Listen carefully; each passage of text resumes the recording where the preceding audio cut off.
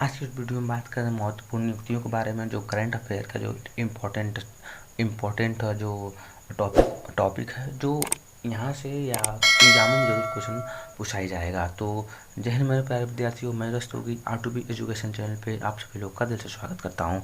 इस प्रकार से महत्वपूर्ण नियुक्तियाँ 2022 में जो हुई हैं, तो आज की इस वीडियो में बात करेंगे। जैसे पहला क्वेश्चन क्या दिया है, भारत देश की जो क्या दिया है कि भारत देश के नए राष्ट्रपति कौन बने। जो भारत देश के जो क्या कौन नए राष्ट्रपति कौन बने हैं, तो ऑप्शन होगा द्रौपदी मुर्मू। कौन बना है, तो कौन बने हैं, द्रौपदी मुर्मू है, जो 15वें क्रम की बनी। कौन से क्रम की, 15वें क्रम की द्रौपदी मुर्मू बनी है। तो इस प्रकार से इंपॉर्टेंट फैक्ट की बात करेंगे, यह भारतीय जनता पार्टी के सदस्य थे। जो द्रौपदी मुर्मू है, यह भारतीय जनता पार्टी की सदस्य हैं। तो इस प्रकार से यह आदिवासी समुदाय से संबंधित पहली महिला व्यक्ति हैं, ठीक है ना। तो पूछा जाएगा क्वेश्चन कि जो हाल ही में द्रौपदी मुर्मू जो राष्ट्रपति बनी हैं, तो यह किस समुदाय से संबंधित है, तो ये आदिवासी किस समुदाय से संबंधित है, यह आदिवासी समुदाय से संबंधित है, ठीक है ना। और यह बात करेंगे, यह दूसरी महिला है, यह दूसरी भारतीय महिला जो है राष्ट्रपति बनी है। इसी प्रकार से पहली महिला राष्ट्रपति की बात करेंगे तो प्रतिभा देवी सिंह पाटिल बन चुकी हैं। तो क्वेश्चन पूछा जाएगा भारत की दूसरी महिला राष्ट्रपति बनी है, तो कौन बनी है, द्रौपदी मुर्मू बनी है, जो 15वें क्रम की बनी है। ये क्वेश्चन आपको भी याद होना चाहिए, कौन सी क्रम की बनी है, तो 15वें क्रम की बनी है।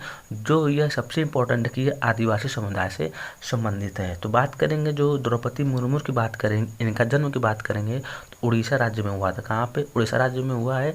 उड़ीसा राज्य में जन्म हुआ है, जो मयूरभंज नामक एक स्थान पे हुआ था। एक इम्पॉर्टेंट फैक्ट की बात करेंगे, जो द्रौपदी जो मुर्मू है, झारखंड की पहली महिला राज्यपाल थी, ठीक है ना। कहाँ की थी, झारखंड की पहली महिला राज्यपाल थी। और इस प्रकार से बात करेंगे तो राष्ट्रपति कुछ इम्पोर्टेंट अनुच्छेद है, तो आप उसे जरूर देखिएगा। राष्ट्रपति की बात करेंगे तो राष्ट्रपति का भारत के संविधान में राष्ट्रपति का उल्लेख की बात करेंगे तो भाग 5 में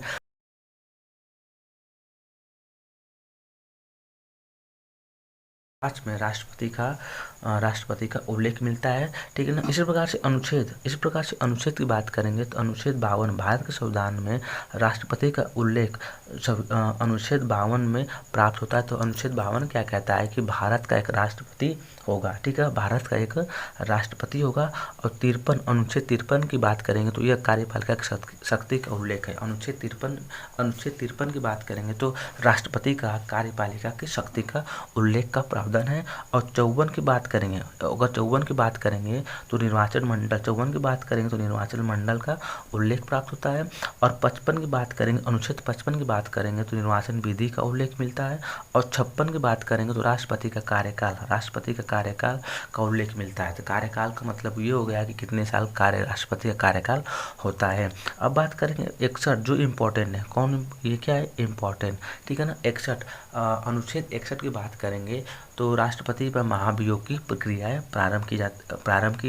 प्रारंभ का उल्लेख मिलता है। किसका, महाभियोग का अर्थ होता है कि इन्हें हटाने की प्रक्रिया का उल्लेख अनुच्छेद 61 के तहत। और अनुच्छेद 72 की बात करेंगे तो अनुच्छेद 72 दिया है, यह भी इम्पोर्टेंट है। राष्ट्रपति को समाधान देने का प्रावधान किया गया है, ठीक है ना। जो जितने भी इम्पोर्टेंट है ये अनुच्छेद है, ये क्वेश्चन इम्पोर्टेंट है। 72 है, 61 है, 56 है, उसके बाद 52, 53 ये क्या है, राष्ट्रपति के लिए बहुत ज़्यादा अनुच्छेद क्या है, इम्पोर्टेंट है। तो इस प्रकार से भारत देश के नए राष्ट्रपति के रूप में द्रौपदी मुर्मू बनी है, जो 15वें क्रम की थी, जो आदिवासी समुदाय से संबंधित है। तो इस प्रकार से अगला क्वेश्चन देख लेते हैं। अब क्वेश्चन नंबर 2 क्या कह रहा है, क्वेश्चन नंबर 2 दिया है कि भारत देश के नए उपराष्ट्रपति कौन बने हैं। भारत देश के नए उपराष्ट्रपति की बात करेंगे तो जैसे जगदीश धनखड़ कौन बने, जगदीश धनखड़ बने हैं, जो 14वें क्रम के, कौन से क्रम के, 14वें क्रम के हैं। और इस प्रकार तीसरा क्वेश्चन देखते हैं कि एन बी रमन्ना के बाद देश के नए मुख्य न्यायाधीश कौन बनने वाले हैं, ठीक है ना। और इसी प्रकार से जो एन वी रमन्ना के बाद देश के नए मुख्य न्यायाधीश की बात करेंगे तो कौन बनेंगे, तो यह उदय उमेश ललित कौन बनेंगे, उदय उमेश ललित बनेंगे, जो 49वें क्रम के हैं, जो यू ललित के नाम से जाने जाते हैं, क्योंकि यू ललित के नाम से जाने जाते हैं।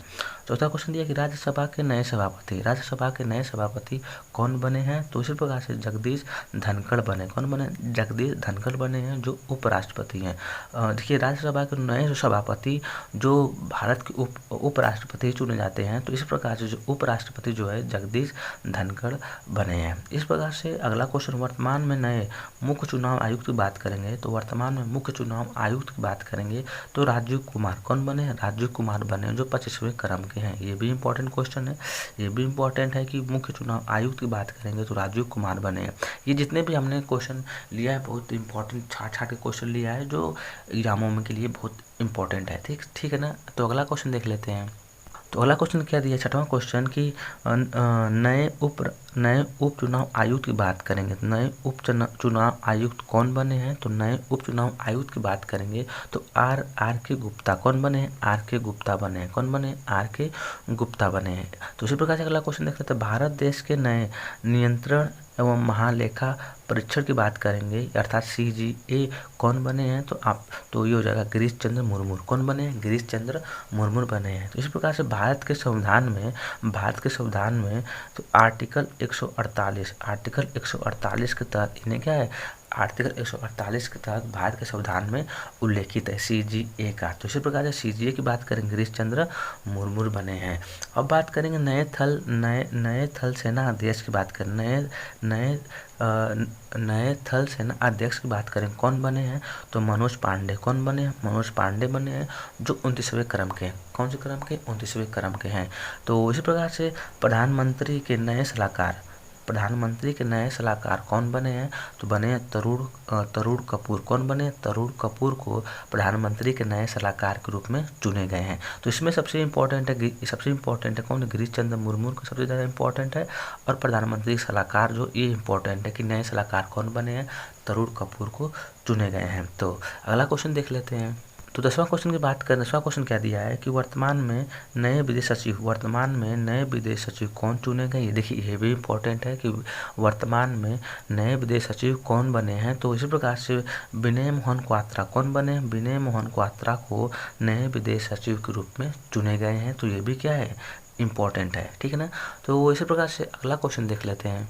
तो अगला क्वेश्चन क्या दिया, 11वां क्वेश्चन दिया है कि नए मुख्य आर्थिक सलाहकार क्या दिया, नए मुख्य आर्थिक सलाहकार कौन बने हैं। तो इसी प्रकार से अनंत नागेश्वर कौन बने, अनंत नागेश्वर को चुने गए। कौन बने, अनंत नागेश्वर को मुख्य आर्थिक सलाहकार के रूप में चुने गए हैं। तो अगला क्वेश्चन देखिए, भारत सरकार के प्रधान वैज्ञानिक सलाहकार कौन बने हैं, भारत सरकार के प्रधान वैज्ञानिक सलाहकार कौन बने हैं, तो अजय कुमार सूद। कौन बने, अजय कुमार सूद को वैज्ञानिक सलाहकार के रूप में चुने गए हैं। तो अगला क्वेश्चन दिया कि वर्तमान समय में इंटेलिजेंट